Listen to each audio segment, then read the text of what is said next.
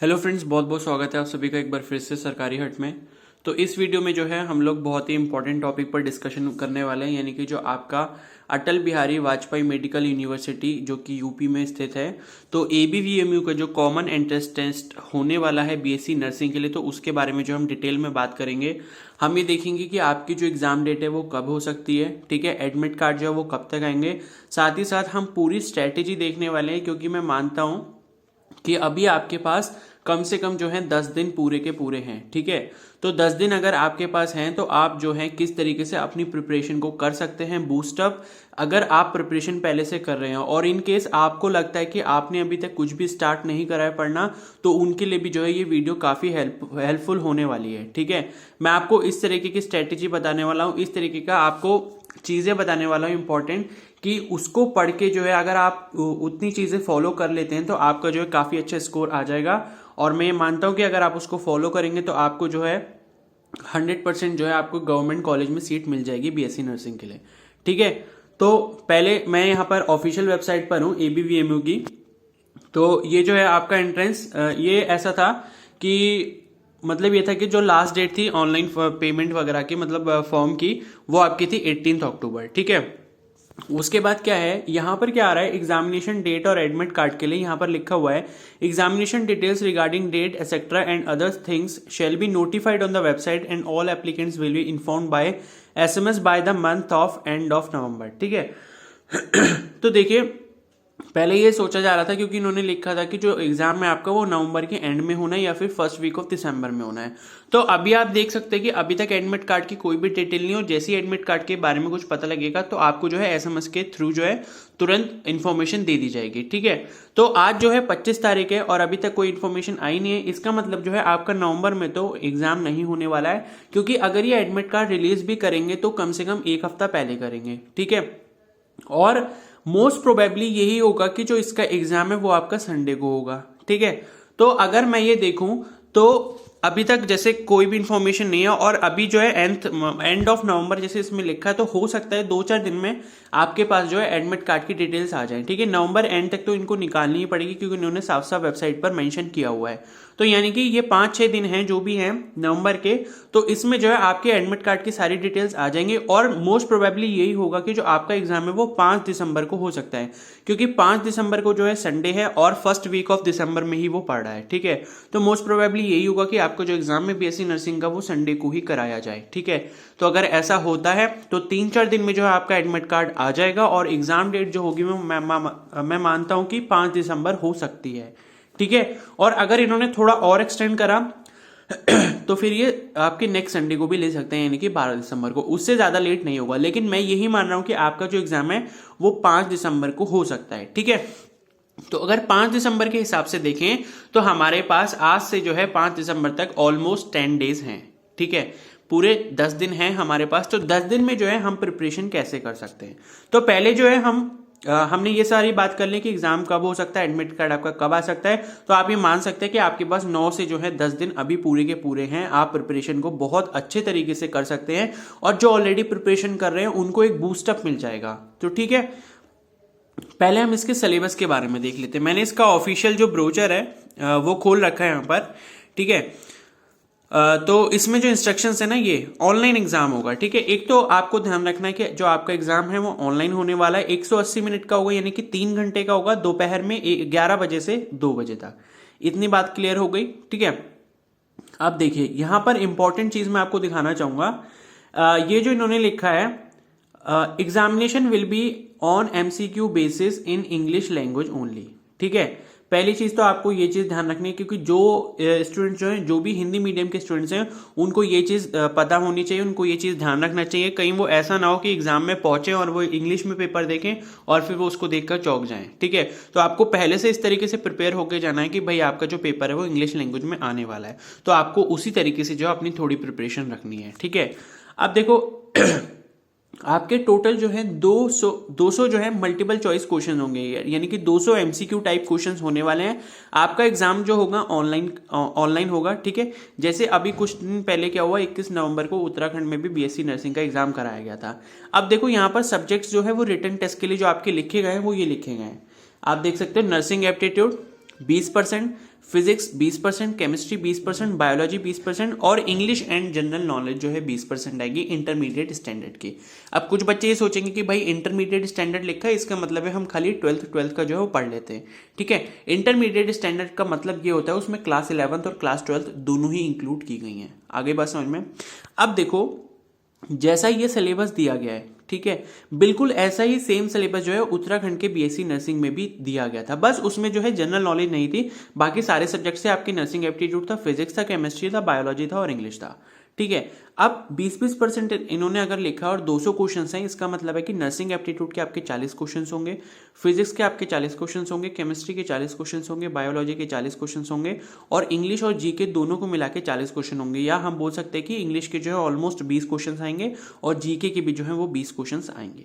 ठीक है, अब फिजिक्स, केमिस्ट्री और बायोलॉजी क्लास 11-12 का मिला के बहुत ज़्यादा सिलेबस हो जाता है, क्योंकि बच्चा अगर अभी भी स्टार्ट करना चाहेगा तो वो ये नहीं सोच सकता कि मैं सारी चीज़ें पढ़ लूँ। आपको क्या पढ़ना पड़ेगा, इंपॉर्टेंट चीज़ें ही पढ़नी पड़ेंगी। अब बात करते हैं नर्सिंग एप्टीट्यूड और इंग्लिश और जीके की। ठीक है, देखो नर्सिंग एप्टीट्यूड जो इन्होंने अभी तक मतलब यहाँ पर तो कोई भी ऑफिशियल सिलेबस नहीं है, लेकिन उत्तराखंड में जो HNBU यूनिवर्सिटी का एग्जाम हुआ था उन्होंने अपना ऑफिशियल सिलेबस दिया था और मैं ये मानता हूँ कि वही सिलेबस से जो क्वेश्चन है वो आपकी नर्सिंग एप्टीट्यूड में भी पूछे जाएंगे। ठीक है, और किसी ने शायद वीडियो भी अपलोड करी थी नर्सिंग एप्टीट्यूड के सिलेबस के लिए, ABVMU करके करी थी, लेकिन वो एक्चुअल में जो सिलेबस है वो आपका उत्तराखंड मतलब HNBU यूनिवर्सिटी का था। ठीक है, उत्तराखंड के लिए था। तो मैं मानता हूँ कि यही जो उत्तराखंड वाला सिलेबस है उसी टॉपिक से क्वेश्चंस आपके नर्सिंग एप्टीट्यूड में भी पूछे जाएंगे। ठीक है, अब नर्सिंग एप्टीट्यूड में 60 टॉपिक बताए गए थे वहां पर सिलेबस में। उन 60 टॉपिक के ऊपर हर एक टॉपिक के ऊपर जो है एक एक वीडियो बनी हुई है, उसकी प्लेलिस्ट मैंने ऑलरेडी बना रखी है। ठीक है, अब मैं आपसे ये बोलूंगा कि अगर आपने नर्सिंग एप्टीट्यूड को अभी तक हाथ भी नहीं लगाया है तो सबसे पहले जो है नर्सिंग एप्टीट्यूड की पढ़ाई कर लो। क्यों? क्योंकि देखो भाई, नर्सिंग एप्टीट्यूड में आपका जो सिलेबस है वो बहुत ही ज्यादा लिमिटेड है। ठीक है, अगर आप चाहो तो नर्सिंग एप्टीट्यूड का जो सिलेबस है वो सिर्फ 2 दिन के अंदर पूरा कंप्लीट कर सकते हो। अगर 2 दिन के अंदर सिलेबस आप पढ़ लोगे पूरा, तो मैं ये मानता हूं कि आप 40 में से जो है 30 क्वेश्चन नर्सिंग एप्टीट्यूड के आराम से कर ले जाओगे। ठीक है, 10 क्वेश्चंस एक्सेप्शनल हो सकते हैं कि भाई वो इधर उधर से पूछ ले जाएं, लेकिन मैं मानता हूं कि जो सिलेबस है और उसकी वीडियोस अगर आप देख लो, वो सारा कंटेंट जो है आप देख लो, अच्छे से देख लो। ठीक है, उसको समझ लो। ज़्यादा बड़ी बड़ी कोई वीडियोस नहीं है, 20-25 मिनट की जो है एक लेक्चर है एक टॉपिक के ऊपर। ठीक है, तो अगर वो जो है आप 7 टॉपिक के ऊपर 7 लेक्चर्स देख लेते हो 2 दिन के अंदर, आप उसको अगर कंप्लीट कर लो और उसके साथ जो है उससे रिलेटेड क्वेश्चंस भी मैंने प्रैक्टिस करवाए नर्सिंग एप्टीट्यूड के। ठीक है, क्योंकि जो उत्तराखंड में पेपर हुआ था उसमें 20 क्वेश्चन आए थे और 20 में से 15 क्वेश्चन ऐसे थे जो मेरे लेक्चर्स ने ऑलरेडी कवर किए हुए थे। ठीक है, जो मैंने लेक्चर्स करवाए थे नर्सिंग एप्टीट्यूड के ऊपर। तो इसीलिए मैं आपको बोल रहा हूँ कि भाई नर्सिंग एप्टीट्यूड का जो सिलेबस है वो बहुत ज़्यादा लिमिटेड है। 60 टॉपिक है, सिर्फ उन 60 टॉपिक को कवर करो 2 दिन में, अपने 30 मार्क्स जो है 100% पूरे कर लो। ठीक है, 30 मार्क्स आपने पूरे कर लिए। उसके बाद आप करो थोड़ी इंग्लिश और जीके की प्रैक्टिस, वो मैं आपको अभी करवा दूंगा। ठीक है, आप बस चैनल से जुड़े रहना। इंग्लिश और जीके की जो प्रैक्टिस है वो मैं इसके लिए करवा दूंगा, बीएससी नर्सिंग के लिए। अब बात आती है फिजिक्स, केमिस्ट्री और बायोलॉजी की। ठीक है, तो देखो फिजिक्स बहुत ज़्यादा डीप आप पढ़ भी नहीं सकते, क्योंकि बायोलॉजी वाले स्टूडेंट हो तो आपके लिए फिजिक्स थोड़ी टफ भी हो जाती है। ठीक है, तो फिजिक्स के लिए जो है मैंने क्लास 11 का एक 1 शॉट लेक्चर बना रखा है और क्लास 12 का जो है एक 1 शॉट लेक्चर बना रखा है। उसमें मैंने हर चैप्टर का ओवरव्यू लिया, यानी कि जो जो इंपॉर्टेंट चीज़ें थी वो मैंने उसमें कवर करी हैं। वो भी मैंने उत्तराखंड वाले एग्जाम के लिए बनाया था, उसको आप यूज़ कर सकते हो अपने एग्जाम के लिए भी। ठीक है, तो उसमें से मैं मानता हूँ कि अगर 40 क्वेश्चंस भी है ना, तो उसमें से कम जो है 15 क्वेश्चंस आराम से कर लोगे, अगर सिर्फ वो 1 शॉट लेक्चर ही देख लो और ज़्यादा फिजिक्स को अगर टाइम नहीं दे पा रहे हो। ठीक है, तो 15 क्वेश्चंस यहाँ से कर लोगे, 30 क्वेश्चंस आपकी नर्सिंग एप्टीट्यूड से हो जाएंगे। ठीक है, और इंग्लिश और जीके की जो है प्रैक्टिस मैं इतनी करवा दूंगा कि आप भाई 40 में से 20 क्वेश्चन तो सही करके ही आओ। ठीक है, तो 40 में से 20 क्वेश्चन अगर आप वो सही कर लेते हो, 20 से 25 क्वेश्चन भी अगर सही हो जाते हैं तो बहुत बड़ी बात है। ठीक है, क्योंकि जीके भी अनएक्सपेक्टेड है और इंग्लिश भी अनएक्सपेक्टेड है कि भाई क्वेश्चन जो है आपसे कहाँ से पूछ लिया जाए। ठीक है, अब बायोलॉजी में क्या है, बायोलॉजी में जो है आप थोड़ा ये कोशिश करिए कि बायोलॉजी में सारी चीज़ें ना पढ़िए, क्योंकि बहुत ज़्यादा वास्ट सब्जेक्ट है बायोलॉजी भी। जिसकी बायोलॉजी अच्छी है उसके लिए काफ़ी अच्छा है अगर वो पूरा रिवीजन करें, वरना जो है आप जैसे इंपॉर्टेंट टॉपिक्स कवर करें, जैसे प्लांट फिजियोलॉजी हो गया, ह्यूमन फिजियोलॉजी हो गया, ठीक है। जैसे आपके क्लास 11 के फर्स्ट 4 चैप्टर्स हैं जिसमें आपका क्लासिफिकेशन वगैरह दे रखा है। उसके बाद जैसे आपका बायोटेक वाला यूनिट हो गया, ह्यूमन हेल्थ एंड डिजीजेस वाला यूनिट हो गया और रिप्रोडक्शन वाला यूनिट हो गया, और थोड़ा बहुत जो है इकोलॉजी पर भी ध्यान दे दीजिए। अगर ये सारे टॉपिक्स भी आप कवर करते हैं तो आपके जो है 40 में से आराम से जो है 25 क्वेश्चन बन जाएंगे, ठीक है। और केमिस्ट्री मोस्टली आप क्या कीजिए, केमिस्ट्री जो है इनऑर्गेनिक वाला सेक्शन पढ़िए, यानी कि जो एसपीडीएफ ब्लॉक है वहां से काफ़ी ज़्यादा क्वेश्चंस आने की प्रोबेबिलिटी है, ठीक है। क्योंकि उत्तराखंड के एग्जाम में भी ऐसे ही हुआ है, इनऑर्गेनिक का पार्ट काफ़ी ज़्यादा पूछा गया, ऑर्गेनिक का थोड़ा कम पूछा गया, और फिजिकल केमिस्ट्री अगर आपके पास टाइम नहीं है तो आप फिजिकल केमिस्ट्री को छोड़ भी सकते हैं।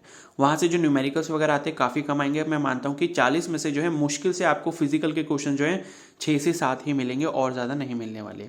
तो मोस्टली आप फोकस करें केमिस्ट्री पे, इनऑर्गेनिक केमिस्ट्री पे, ठीक है।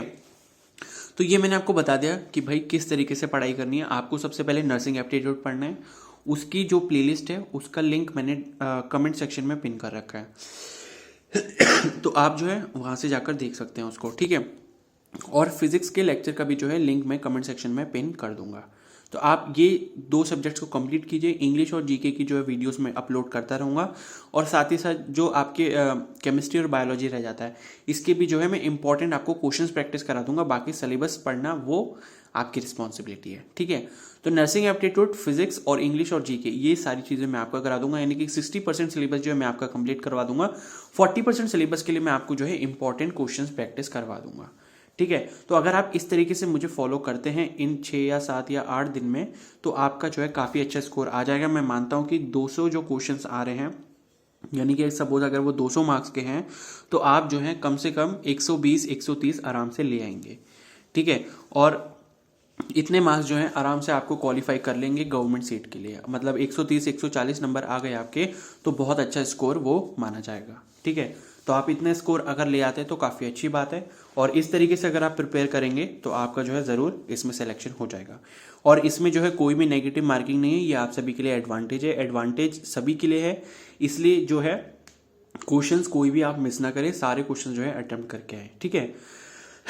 तो ये सारी जो है इन्फॉर्मेशन मुझे देनी थी कि आपको जो है किस तरीके से पढ़ाई करनी है।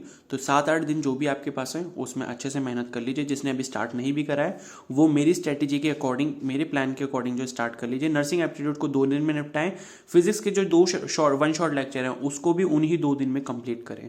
अगर आप इस तरीके से फॉलो करते हैं तो आपका जो है सिलेक्शन 100% हो जाएगा, ठीक है। तो आई होप आपको ये इन्फॉर्मेशन यूजफुल लगी होगी। अगर ये इन्फॉर्मेशन यूजफुल लगी तो आप इसको लाइक कर सकते हैं, अपने दोस्तों के साथ जो है इस वीडियो को शेयर कर सकते हैं, और चैनल पर नए हो तो प्लीज़ सब्सक्राइब कर लो, बेल आइकन को प्रेस कर लो, क्योंकि जो भी ABVMU से रिलेटेड वीडियोस हैं, लेक्चर्स हैं, जो भी कंटेंट अपलोड करूंगा मैं उसका नोटिफिकेशन जो है आपको तुरंत मिल जाए। Okay, so thank you and have a nice day. और कोई भी अगर डाउट है तो आप मुझे कमेंट सेक्शन में बता सकते हो। Okay, so take care and bye bye.